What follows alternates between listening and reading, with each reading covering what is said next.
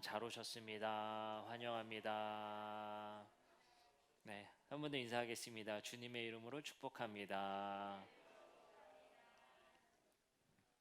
네, 감사합니다. 어제 또 늦은 시간까지 우리 바이블 컨퍼런스 말씀을 또 듣느라 고생들 많이 하셨고, 또 다들 또 어제 참여했던 분들은 또 피곤하시죠? 네, 괜찮으세요? 네, 감사합니다. 참 저는 참 너무 좋더라고요. 여러분들이 말씀의 은혜를 뭐 받았느냐 안 받았느냐를 떠나서 우리가 그 늦은 시간까지 함께 할 수 있음이 참 감사하기도 하고, 제가 또 추억팔이를 또 해야 되는데 어릴 때 참 그런 문화가 많았는데요. 늦은 시간까지 말씀 읽고 말씀 듣고, 참 그때는요, 희한하게 부흥 강사분들은 무릎을 꿇고 들게 했어요. 얼마나 무릎이 또 저리고 집중하라고 그랬던 것 같아요. 졸지 말고. 참 그랬던 일들이 있었는데, 참 어제 우리가 그렇게 모여서 그 늦은 시간까지 말씀을 사모하는 마음으로 모여서 함께 했다는 것 자체가 참 은혜고 참 감사였습니다. 어제 우리 또 말씀을 또 그렇게 길게 들었는데 오늘 제가 또 길게 할 수 없어서 오늘은 정말 짧게 하겠다고 약속을 드리고, 어제 그 박대영 목사님이 그 얘기를 하시더라고요. 본인 교회는 1시간씩 설교하신다. 네. 제가 그래서 유튜브를 얼른 찾아봤습니다. 저희 교회는 평균 40분 정도를 하더라고요. 이거 너무 길었다 생각도 들면서 반성도 되면서 1시간에 비하면 괜찮은데? 라는 생각도 들고 그렇습니다. 제가 오늘 그래서 여러분들께 말씀드리는 것은 진짜 공수표가 아니라 오늘은 설교 원고를 진짜 딱 2장. 네, 오늘 딱 2장만 했으니까요. 또 혹시 모릅니다. 제가 암기한 게 많기 때문에 또 모르겠지만 어쨌든 2장 안에서 오늘 말씀을 함께 듣도록 왜냐면 어제 말씀이 반복될 내용들이 조금 있어서 최대한 줄였습니다. 그래서 오늘 말씀 듣고 오늘 또 총회가 있기 때문에 함께 또 회의하고 또 공동체별로 또 교제할 수 있는 시간 되었으면 좋겠습니다. 로마서 4장과 우리 로마서 지금까지의 말씀을 잠깐 아주 짧게 요약해 보면, 사도 바울은 로마 교회에게 편지를 썼는데 로마 교회에 어떤 문제가 있었던 것 같습니다. 그 문제는 무엇이냐면요, 유대 그리스도인들과 이방 그리스도인들 사이에 어떤 갈등이 있었던 것 같습니다. 그래서 바울은 그들에게 복음을 다시 한번 전함을 통하여서 하나님께서 우리에게 주신 복음은 차별이 없는 복음이다라는 선포를 하는 내용입니다. 그래서 우리는 이것을 신학적으로 어떻게 구원받는 것인가, 구원의 원리는 무엇인가를 사실 배우는 책은 아니에요. 원래 목적이, 사실 이 책은 그렇게도 볼 수 있지만 우리의 구원의 원리를 배우기보다는 차별 없는 복음을 전하기 위해서 전하는 복음들입니다. 왜냐하면 이 편지를 읽는 사람들 자체가 이미 성도들, 교인들에게 발송하는 편지입니다. 그렇기 때문에 이미 교인된 사람들에게 어떻게 구원받는 것인지 그 원리를 다시 설명할 필요는 없을 것 같습니다. 그렇기 때문에 이 로마 교회에게 발신한 이 편지의 주된 내용은 그 교회의 분열을 막고자 함이 주 목적일 수 있습니다. 근데 그 분열을 막고자 하는 그 근본과 그리고 그 원리는 복음에 있었다라는 것입니다. 그래서 우리가 복음을 잘 들으면, 어제 야고보서에서도 배웠죠. 차별이 있다 없다? 차별할 수 없다. 그것이 복음의 아주 중요한 원리이고 예수 그리스도께서 그러하셨다라는 겁니다.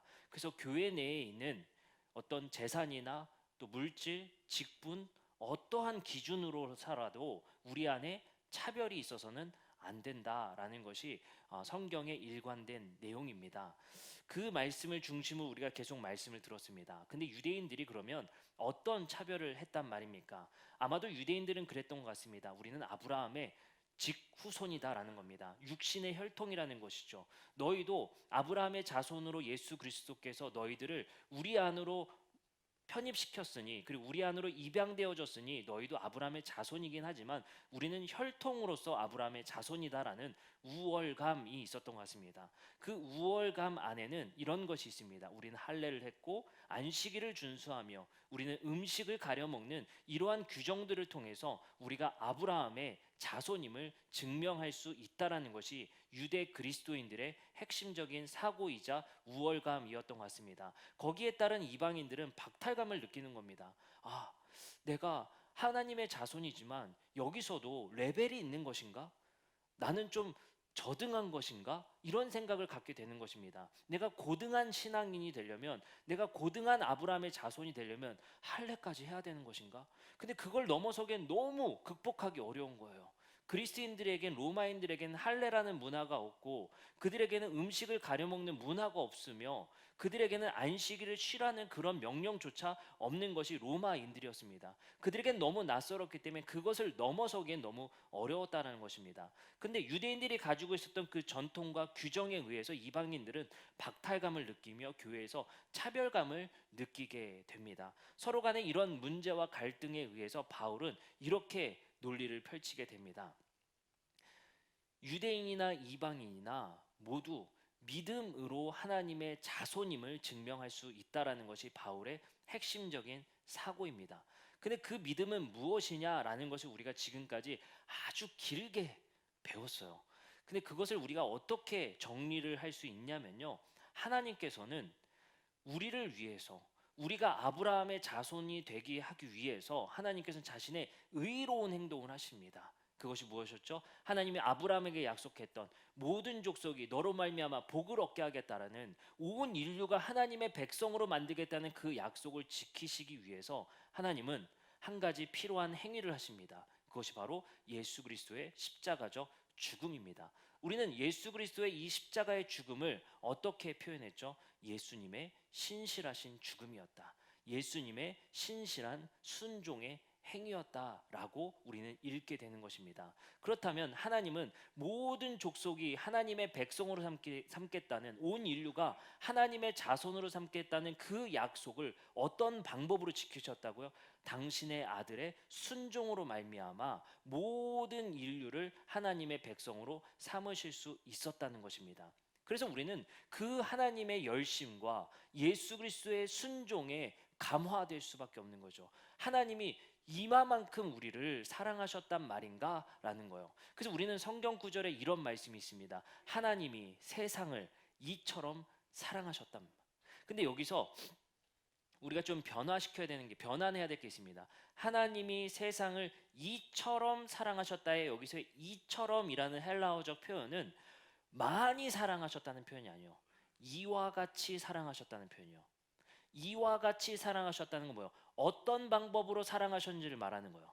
하나님이 세상을 이런 방식으로 사랑하셨는데 그게 뭐예요? 독생자를 우리에게 주셨다는 거예요. 그것이 하나님이 우리를 사랑하는 방식이었고 하나님의 열심의 표현이었어요. 그게 뭡니까? 인류의 사랑의 마음을 확증하시고 하나님이 이 세상을 얼마나 사랑하시는지 방관하시고 이 땅을 그대로 내버려 두시는 것이 아니라, 죄악해 하시는 것이 아니라 하나님은 이 땅과 우리에게 관심이 많으시다는 거예요. 그래서 하나님이 이와 같이 우리를 사랑하셨죠. 당신의 독생자 아들을 우리에게 내어주심으로 말미암아. 그래서 우리를 이와 같이 사랑하신 것에 우리는 뭐가 돼요? 이제 그 하나님을 믿고 감화되고 감동됐죠. 그래서 우리는 이렇게 고백하는 겁니다. 그의 신실함에 감동되고 감화돼서 우리도 이 땅에서 하나님과 예수 그리스도와 같은 신실함을 같이 소유하게 되는 겁니다. 하나님에 대한 열심을 소유하게 되고 예수 그리스도에 대한 열심을 함께 공유하게 되는 것입니다. 그럼 보세요. 하나님, 예수, 우리 뭘 공유하죠?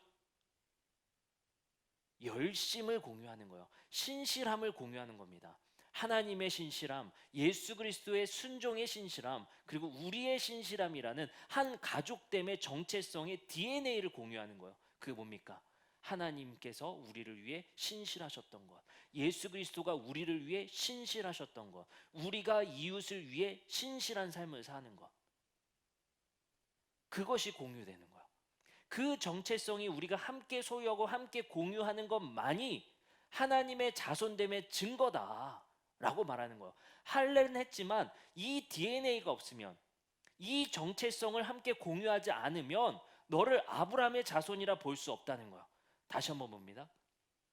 하나님이 우리를 이처럼 사랑하신 그 사랑의 신실함, 예수 그리스도가 우리를 위해 죽기까지 사랑하셨던 신실함, 우리가 이웃을 위해 죽기까지 사랑하는 그 아가페적 신실함, 이 사랑의 신실함을 서로 하나의 가족으로서 공유할 때 우리는 하나님의 자손의 그것이 증거됨이다라고 바울은 표현하라는 거예요.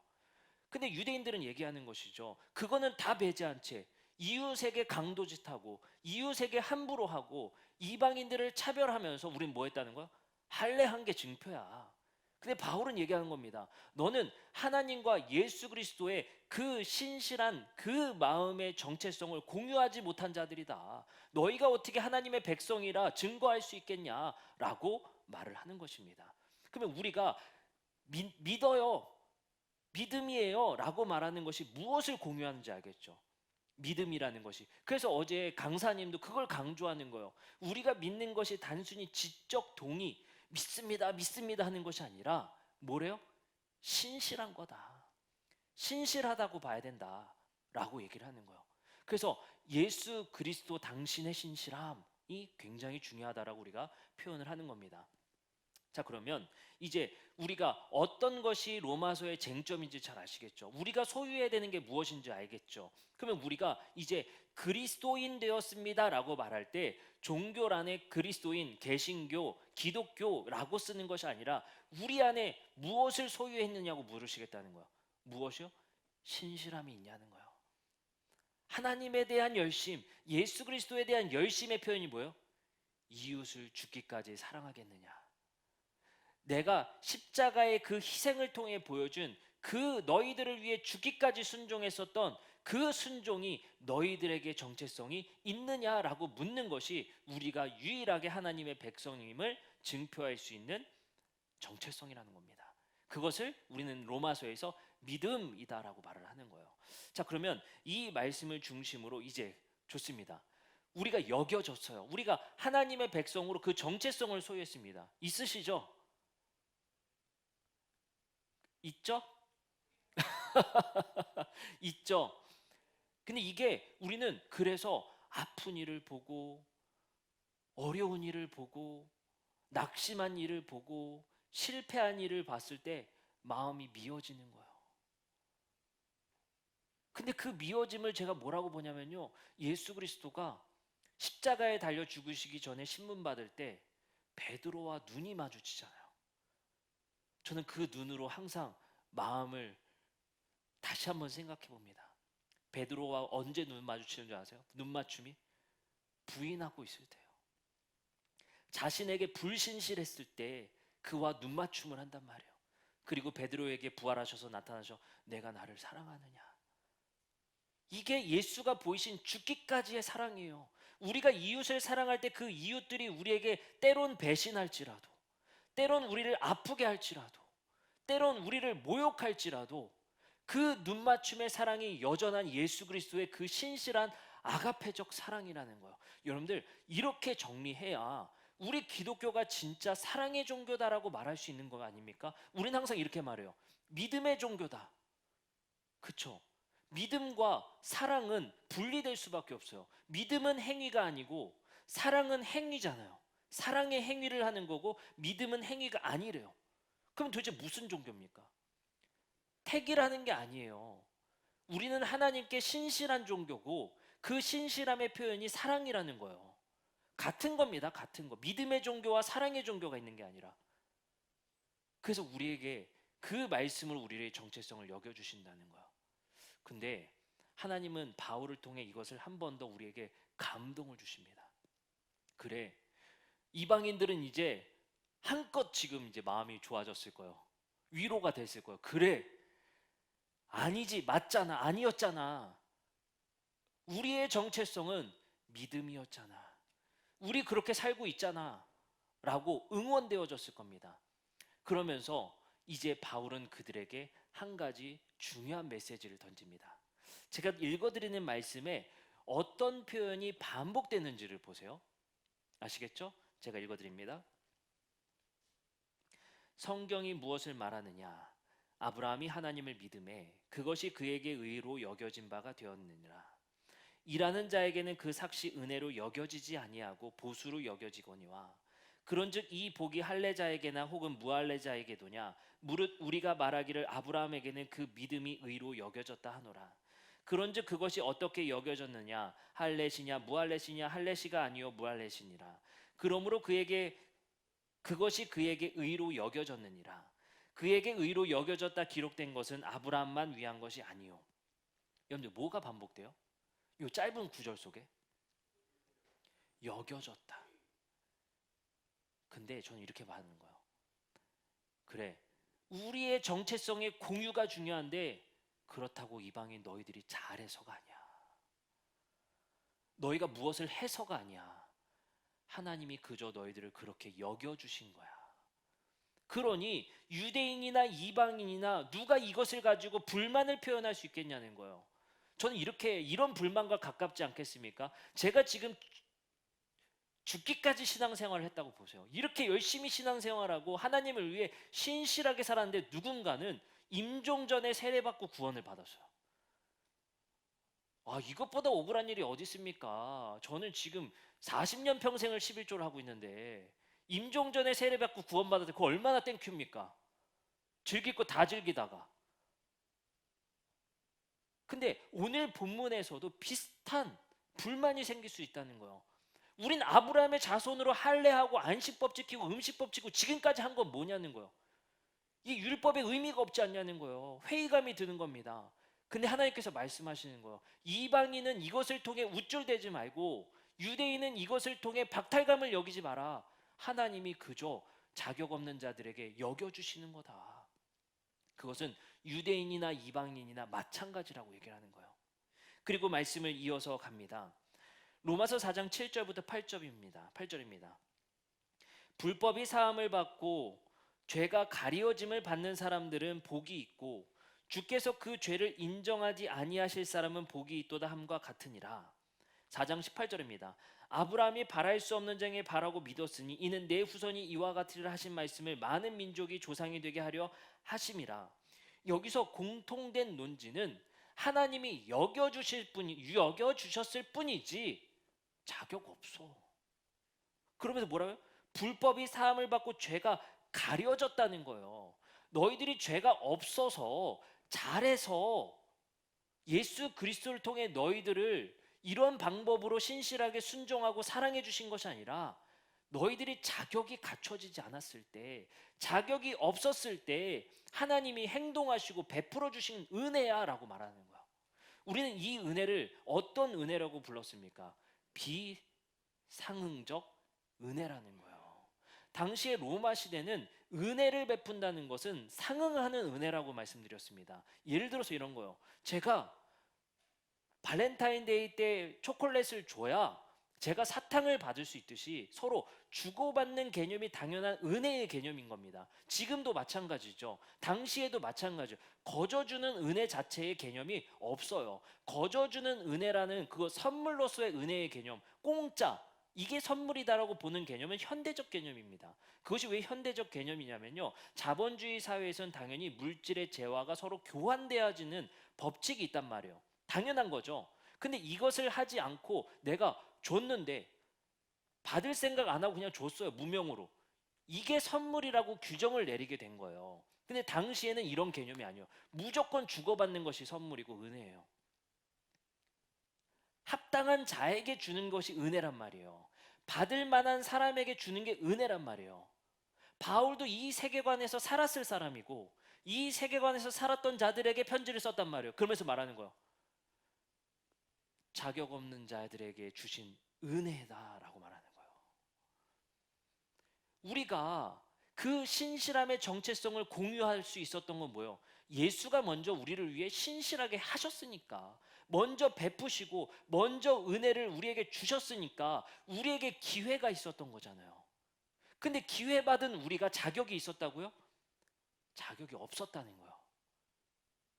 이걸 통해 유대인이나 이방인이나 할 말이 없는 거예요. 이방인이나 유대인이나 모두 자격 없는 자에게 주시는 하나님의 은혜였다라고 말을 하는 겁니다. 그래서 바울은 이렇게 말하는 거예요. 로마서 3장 27절. 그런즉 자랑할 때가 어디냐, 있을 수가 없느니라. 이 은혜는 너무 기뻐서 당연히 자랑을 해야죠. 근데 여기서 자랑하지 말라는 건 뭐예요? 우월감을 갖지 말라는 거예요. 내가 더 나은 사람이기 때문에 받았다라는 우월감으로 교회에서 그렇게 행동하지 말라는 거예요. 그것 때문에 차별감이 생기고 있으니 그 우월감을 접어넣으라는 거예요. 왜요? 너희들 모두 자격 없을 때 하나님께서 해주신 거잖아. 아브라함 보세요. 아브라함이 하나님과의 그 충성의 맹세를 통해 의롭다 여김을 받았을 때 바울이 언제 그걸 받은 줄 아세요? 언제 받은 줄 아세요? 이 엘리에셀이나 당신의 자손 삼으십시오. 그 불만을 터뜨렸을 때 아브라함을 끄집어내셔서 하늘의 무뼈를 바라라고 보여주시면서 그 믿음을 요구하셨단 말이에요. 자격 있을 때였어요? 그러면 그거 줬을 때면 전 이때 줬어야 돼요. 이삭 바쳤을 때 의롭다 여겨주셨어야죠. 그 클라이막스에 주셨어야죠. 바울은 이 종놈이 낳은 자식이나 이거나 그냥 종이나 당신의 아들 하십시오. 이것만큼 비하 발언이 이것만큼 화가 난 경우가 어디 있어요? 아브라함도 왜요? 지금 100세 가까이 찼는데 이거 틀려먹은 거잖아요. 그래서 불만을 표시하니까 하나님께서 그 자격 없는 자를 이끌고 오셔서 그에게 하늘을 보이시고 별을 보이셔서 의롭다 여겨주셨다는 거예요. 누가 자격이 있습니까? 여기서 누가 자격이 있을 수 있겠습니까? 여기서 한 단계 넘어간다면 우리 이렇게 볼 수 있어요. 예수 믿지 않는 사람들을 우리가 함부로 말할 수가 없는 거예요. 그것조차 차별을 막고 있는 것이 복음이라는 거예요. 이 얼마나 하나님이 주신 은혜입니까? 이 자격 없는 자들에게 주신 이 하나님의 은혜야말로 우리가 정말 하나님의 이 백성됨의 정체성을 공유하는 이 자격 없는 자들에게 주신 은혜야말로 우리에게 선물이 아니겠습니까? 그리고 여기서 우리 이제 마지막으로 한 가지만 정리하고자 합니다. 하나님은 놀랍게도 이 선물을 우리에게 주셨는데 여기서 우리가 착각하지 말아야 될 한 가지가 있습니다. 그래, 하나님의 은혜야. 자격 없었는데 우리에게 주셨어. 근데 아까도 말씀드렸지만 선물은요, 자격 있는 자들에게 주는 게 1원칙이에요. 이 원칙이 뭐냐면요, 순환적 원리가 있습니다. 그 순환적 원리가 바로 주고받는 행위로 표현할 수 있거든요. 그 말이 뭐냐면 이런 겁니다. 순환의 원리라는 것은 내가 무언가 선물을 베풀었을 때 아까 말했죠? 당연히 줘야 되는 개념. 그러면 뭐야? 하나님이 자격이 갖춰주지 않았던 자들에게 주신 은혜에 그 은혜는 엄청나게 큰 은혜잖아요. 이럴 수가 없으니까. 오케이, 그 은혜. 두 번째 법칙. 순환의 원리의 은혜를 이해해야 돼요. 그래, 자격 없는 자들에게 우리에게 주셨으니까 땡큐 끝. 아니에요. 우린 하나님께 무엇을 드려야 될까요? 그것이 바로 예배이고 신실한 삶을 살라는 거예요. 무엇을요? 죽기까지 사랑하라. 우리의 옆 사람을, 우리의 이웃을 죽기까지 사랑하라. 우리에게 말씀하시는 겁니다. 이 절정의 말씀을 로마서 5장 8절에서 바울은 이렇게 말합니다. 로마서 5장 8절입니다. 우리가 아직 뭐가 되었을 때? 죄인이었을 때. 우리가 아직 죄인 되었을 때에 그리스도께서 우리를 위하여 죽으심으로 하나님께서 우리에게 대한 자기의 사랑을 확증하신 일이다. 이거야말로 은혜의 극대화 아니겠습니까? 자격 없는 자들에게 주신 은혜. 그런 것들의 세계관이 없는 그 시대 속에서 주신 이 하나님이야말로 초월적인 분이다라고 여길 수밖에 없지 않겠습니까? 우리가 아직 죄인 되었을 때, 자격이 갖춰지지 않았을 때 하나님이 먼저 행하시고 베풀어 주신 것이 바로 구원이며 은혜였다라는 겁니다. 우리는 이것을 통해서 이제 그 하나님께 신실함으로 보답하는 삶을 사는 것이 바로 성도들의 삶일 것입니다. 이 은혜의 극대화는 구약 성경에서도 계속 이어집니다. 안식일과 희년 말씀을 잘 기억해 봅시다. 여러분들, 안식일의 규정을 보면 안식일, 안식년이라는 게 등장하죠. 근데 이 안식년이라는 것의 규정들을 보면 이런 규정들이 있었다고 했어요. 밭에 있는 그 곡식들을, 그리고 열매들을 너희들은 안식년에는 다 거두지 마라. 다 거두지 마라. 자연이 떨어진 것들은 그냥 둬라. 누가 먹게? 고아와 과부와 나그네들이 먹을 수 있도록. 희년의 법칙들을 보세요. 노예 삼았던 것들을 너희들이 다 해방시켜줘라. 땅을 되돌려줘라. 전쟁통에 땅 뺏긴 그 과부가 있었지, 그 땅 다시 돌려줘라. 이런 말씀의 법칙이 희년과 안식년이었죠. 여러분들, 이 돌려줌이 무엇으로부터 오는 줄 아세요? 자격이 있어서 주는 게 아니에요. 나에게 잘해서 돌려주는 게 아니에요. 하나님께서 우리에게 말씀하시는 은혜는 자격 없는 자들에게도 베풀 줄 아는 은혜. 여러분들, 기독교가 그래야 멋있지 않겠습니까? 이 교회가 자격 있는 사람들만 와서는 안 돼요. 자격 없는 자들이 들어올 수 있어야 됩니다. 자격을 요구하지 말아야 합니다. 그리고 자격 없는 자들에게 베풀 수 있어야 합니다. 근데 우리는 보세요. 그 사람들 예수 믿는 사람들입니까? 도와주려면, 이왕이면 종교가 뭡니까? 그 사람 잘 살아온 사람입니까? 기준이 뭡니까? 우리는 그마저도 자격을 따져봅니다. 받을 자격 있습니까? 우리가 도움을 주고 용서하고 사랑의 대상이었던 예수 그리스도의 죽기까지 순종했을 때 우리는 자격이 있었습니까? 그래서 우리는 자랑할 수가 없는 겁니다. 우리의 선교가 그래야 되고 우리의 삶이 그래야 합니다. 자격을 따져 묻는 것이 선교가 아니라 자격 없는 자들에게 베푸시는 하나님의 은혜의 삶을 이어 사는 그 정체성을 담는 교회와 우리 성도들이 되었으면 좋겠습니다. 그래서 우리는 이렇게 고백하는 거죠. 은혜였다. 그렇지 않습니까? 그리고 그 은혜에 대한 보답을 우리는 신실함으로 하나님 앞에 응답했으면 좋겠습니다. 이제 우리 함께 찬양하고 기도하는 시간 갖도록 하겠습니다.